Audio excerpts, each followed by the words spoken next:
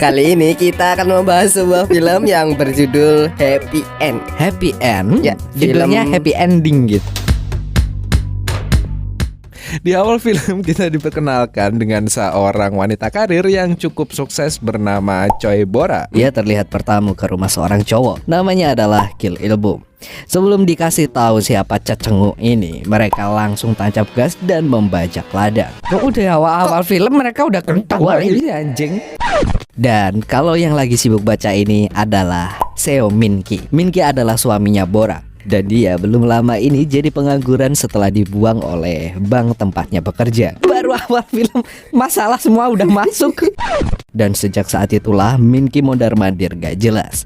Dia sering mendatangi toko buku bekas itu buku sekedar Dia sering mendatangi toko buku bekas itu untuk sekedar baca buku. Itu pun untuk nyari yang gratisan. Mungkin ini adalah alasan kenapa Bora kini sering minta jatah ke mantan pacarnya yang bernama Ilbum. Dan karena nganggur, Min-ki pun bertanggung jawab mengurus Yun, anaknya yang masih bayi. Di tengah kesibukannya mencari pekerjaan baru, dia ngantar jemput Yun yang dititipkan ke babysitter.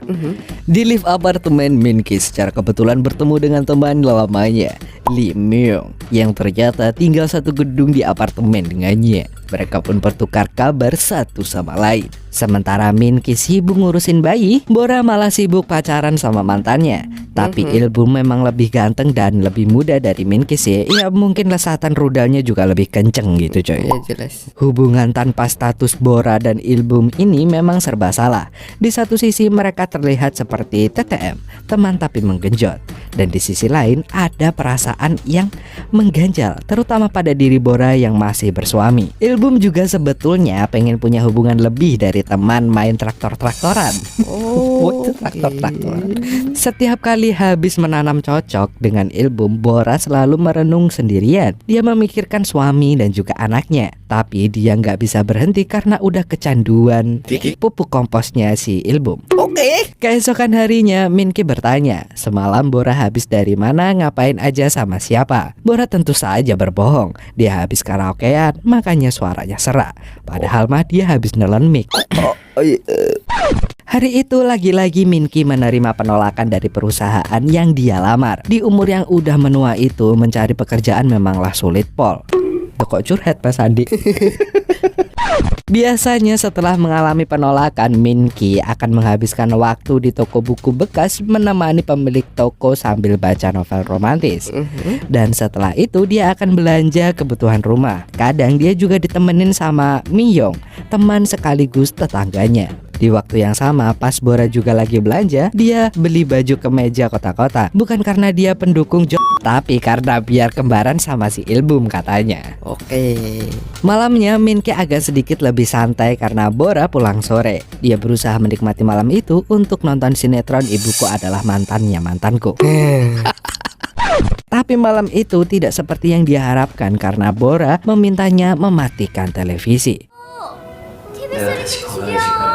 Tentu saja Min-ki mengabaikan ucapan istrinya itu karena sinetron itu lagi seru-serunya. Tak lama telepon pun berdering.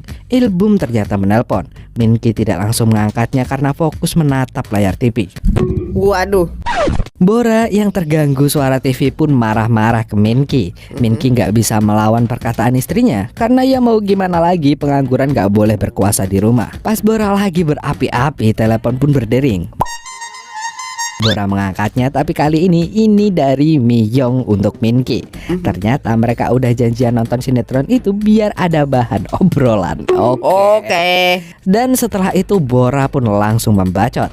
Dia memarahi Min-ki yang selalu slow banget hidupnya. Dia juga mengira kalau selama ini Min-ki malas-malasan. Padahal Min-ki udah ngelamar kerja ke sana sini. Min-ki sebel karena dituduh pecundang oleh istrinya sendiri. Dan setelah itu Min-ki koprol. Dan setelah itu Min-ki langsung bersihin mobil biar kelihatan ada kerjaan gitu. Di mobil Min-ki nemu nota pembayaran misterius. Min-ki langsung mencatatnya di buku pengeluaran seperti biasanya. Sementara itu Bora melampiaskan kemarahannya ke Min-ki dengan cara bercocok tanam. Malam itu dia nginep di tempatnya Ilbum. What? Keesokan harinya, Bora membawa Ilbum ke tempat kerjanya. Ilbum direkrut sebagai desainer untuk bagian pemasaran. Tentu saja dia direkrut Bora bukan cuma buat kerja, tapi juga biar bisa ayang-ayangan di tempat kerja. Oh alah. Saat Bora lagi pacaran di kantor, Minky tiba-tiba datang menjemput. Bora pun panik. Dia segera merapikan bajunya biar nggak kelihatan abis dipakai. Oke. Minky pun kemudian bertemu dengan Ilbum di sana. Pertemuan mereka pun sangat-sangat canggung. Di perjalanan pulang, Bora minta turun. Tentu saja dia sudah menyiapkan 1000 alasan biar Minky nggak banyak tanya. Bora kembali mendatangi tempat Ilbum, tapi dia melihat seorang cewek masuk ke rumah cowok itu. Oke. Bora pun langsung berlari dan menggedor pintu Ilbum. Tak lama setelah itu, si Jablay perempatan itu pun keluar dari rumahnya. Oke. Ternyata si Bora ini salah lihat. Dia pikir Ilbum membawa cewek lain. Kemudian Bora pun malu sendiri. Pas masuk, ternyata si Ilbum lagi ngambek karena dia nggak jadi makan malam sama si Bora. Bora kemudian mencoba menenangkan si Ilbum. Alah. Setelah itu mereka kembali membajak ladang bersama sampai tanahnya gembur. Lagi-lagi setelah membajak ladang, Bora merenung sendirian di kamar mandi. Dia mengatakan pada Ilbum kalau dia nggak bisa ngasih sesuatu yang lebih dari serabi lempitnya. Dia pengen tetap jadi teman tapi menggejot, nggak lebih. Oke. Saat mereka berduaan, Minky menemukan satu kunci yang asing bagi dirinya. Kunci itu adalah kunci cadangan rumah Ilbum yang disimpan Bora. Sesamanya di rumah, Minky membuat surat lamaran kerja lagi sesuai keinginan Bora. Dan Minky juga menemukan nota pembayaran yang janggal lagi di mobilnya. Kali ini struk dari jalan tol. Minky pun langsung mencatatnya. Oke, menjadi detektif. Ding, ding, ding, ding, ding, ding, ding, ding, ding. Karena kecuriga dengan tingkah laku istrinya, Minky pun pergi ke apartemen Ilbum dengan petunjuk dari struk parkir, struk jalan tol, dan kunci apartemen yang dia temukan. Minky terkejut ketika melihat foto album yang isinya foto-foto Bora. Dia bahkan melihat Ilbum sedang menggendong anaknya, Yun. Minky merasa terpukul setelah mengungkap itu semua. Anjir. Jangan-jangan Yun juga hasil.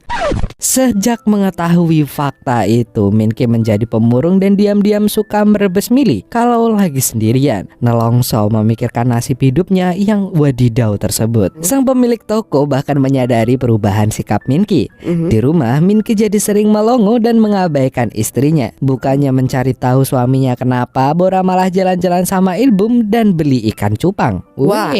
Sesampainya di rumah Ilbum, Bora melihat ada kado untuk bayi. Ilbum bilang kalau itu persiapan anaknya dengan Bora.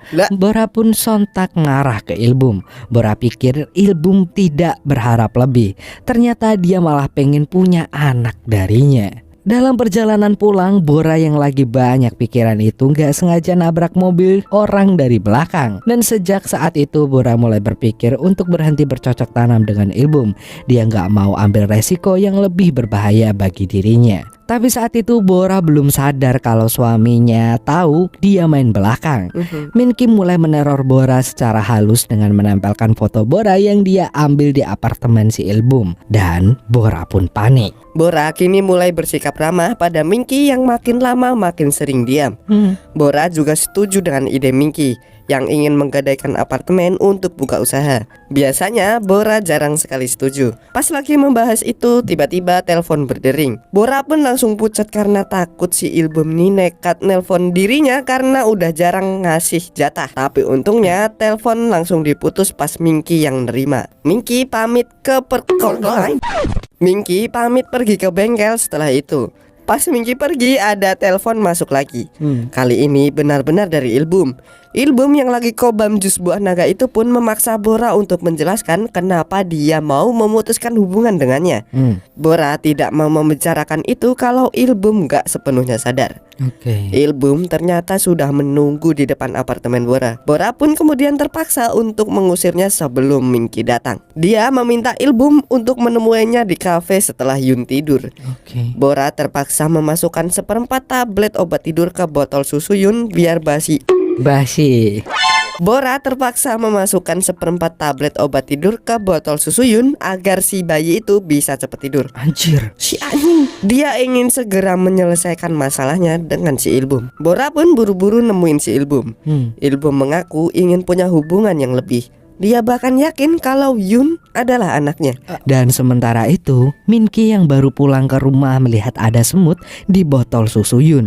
Dia pun langsung panik dan segera membawa Yun ke rumah sakit karena suhu badannya naik drastis. Dokter bilang rumah sakit akan mengirim dokter anak ke rumah, jadi Yun tidak perlu menginap di rumah sakit. Bora yang harusnya sudah pulang malah teler bareng sama Ilbum. Minki yang baru sampai gedung apartemen pun secara kebetulan melihat Bora dan Ilbum lagi pelukan di depan rumahnya. Minki berusaha sabar dan tidak langsung melabrak karena dia masih gendong Yun. Keesokan harinya, Minki seharusnya menghadiri pemakaman temannya. Dia bahkan sudah duduk di dalam kereta, tetapi kemudian turun lagi dan memutuskan untuk pergi ke suatu tempat. Tempat itu adalah apartemen Ilbum. Dia sengaja pergi ke sana untuk merencanakan pembalasan dendam. Minki punya rencana besar untuk membalas semua perbuatan Bora dan Ilbum kepadanya. Di rumahnya, Minki sengaja menempel foto Bora yang diambil dari apartemen Ilbum agar Bora menelpon Ilbum dan mencurigainya. Begitu Bora panik, Minki langsung memadamkan lampu, lalu masuk ke kamar dan langsung mencekik Bora. Minki menelpon Ilbum supaya dia bisa mendengar napas terakhir Bora dan akan datang ke rumahnya.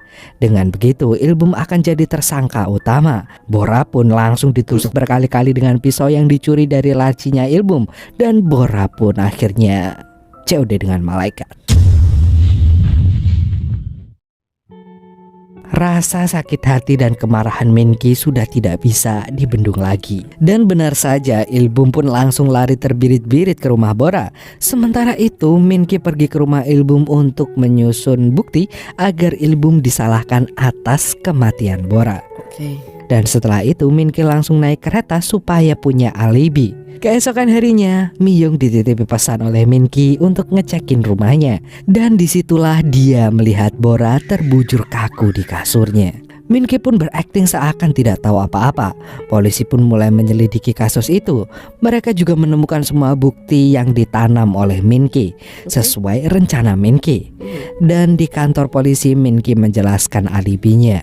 Polisi juga mendapatkan pengakuan dari Miyong bahwa Minki sedang ada di luar rumah ketika Bora meninggoy. Seperti rencana Minki, Ilbum dijadikan tersangka utama dan Ilbum pun cuma bisa pelongo-pelongo saat diinterogasi karena nyaris semua bukti mengarah kepada dirinya. Dan setelah kasus ditutup, Minki kembali tinggal di rumahnya bersama Yun. Minki pun memulai lembaran baru walau masih menyesali perbuatannya. Dia membakar semua foto Bora dan membuang cincin kawinnya. Dan filmnya pun tamat dengan happy ending.